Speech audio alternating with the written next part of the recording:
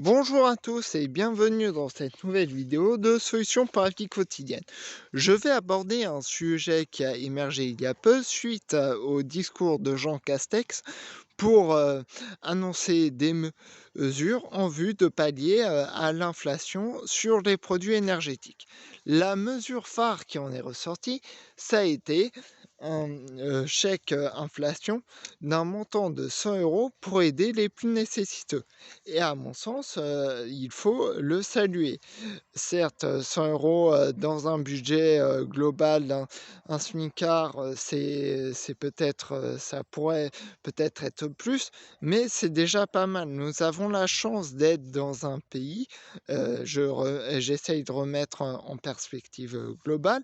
Nous avons la chance d'être dans un pays qui, garantit des services publics, des aides, déjà pour les plus nécessiteux, des soins et une sécurité sociale et même si pour certains c'est acquis, c'est évident, eh bien, ça pourrait ne pas l'être, malheureusement, on sait que dans certains endroits du monde, il y a la misère et ça pourrait être la même chose ici. Non, tout ça à mon sens, il faut le saluer et 100 €, ben, c'est déjà ça de prix. Hem En effet, tous les services publics, même, si la santé a pas de prix, elle a un coût et bien tous ces services publics, ça a un coût et c'est quelque chose, qu'il faut financer et donc c'est pour ça qu'il y a des impôts pour, faire participer les plus riches à l'effort national et des plus nécessiteux d'une manière juste, sans spolier ni les uns ni les autres mais en aidant, ceux qui sont le plus dans le besoin. Donc, il aurait fallu, prendre sur un autre, point, rogner sur un autre budget si on avait fait, plus, au niveau énergétique et donc, 100 € ça permet, déjà aux plus nécessiteux de bénéficier, d'une aide en, faisant participer les plus fortunés à l'effort national. Or, même si, il ne faut pas faire, d'amalgame entre le privé et le public, il y a le même problème à mon sens lorsque Lidl propose, son catalogue hebdomadaire. Chaque semaine, sur Lidl France, il y a un catalogue hebdomadaire pour, communiquer sur, les différentes offres qui sont disponibles dans les magasins Lidl. Et vous verrez à chaque fois, dans les commentaires, il y a des personnes qui diront toujours: «C'est, trop cher maintenant à Lidl», et cetera et cetera.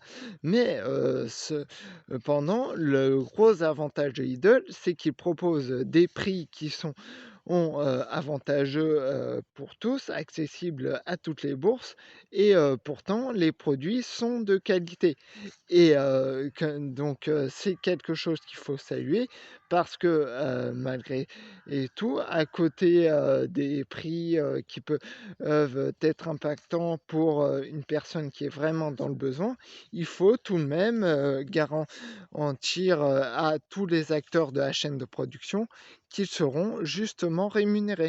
Je vous parle, tant des producteurs, des petits producteurs, ceux qui, travaillent, très dur, pour, produire. Je vous parle, aussi des manutentionnaires qui sont, dans les hangars, déplacer les caisses, les apporter en magasin, des les routiers et cetera. Donc, pour l'État comme pour Lidl, il y a ces éternels râleurs et pour moi, c'est un problème. Pourquoi? Parce que, la solution, il me semble, pour permettre aux plus nécessiteux d'avoir de réelles économies, c'est à mon sens la mutualisation. Pas seulement sur le niveau écologique, parce que sur un niveau écologique, c'est criant. Lorsque vous prenez un bus, il y a environ bon, mettons par exemple 20 personnes, ça c'est évident que, au total, ça aurait été, beaucoup plus, lourd au niveau du bilan carbone si ces 20 personnes avaient tous pris une voiture individuelle pour faire leur trajet. Aussi, si elles font le même trajet, eh bien, ça permet, d'économiser, ça permet d'économiser sur l'impact carbone.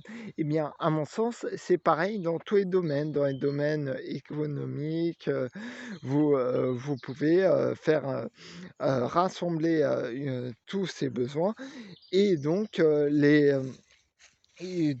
permettre à la fin, des économies pour les plus nécessiteux. Or, pour, faire, cette mutualisation, il y a tout de même, la nécessité d'avoir, un calme, une situation calme, entre tous les citoyens pour, justement qu'ils aient envie, de se mettre ensemble, qu'ils, sentent qu'il n'y ait pas de menace, qu'il n'y ait pas de problème et qu'ils peuvent se mettre ensemble. Or, ces éternels râleurs, ils ont peut-être l'impression, de faire avancer et d'aider les plus nécessiteux, mais ce n'est pas le cas. Il y a de la défiance, et donc au final c'est contre-productif pour aider les plus nécessiteux. Ainsi, le calme et l'apaisement et aussi, la et aussi si, le calme sur l'appréciation des mesures mises en place pour aider les plus nécessiteux sont nécessaires en vue, de garantir une bonne vie sociale. Merci, bonne journée, au revoir.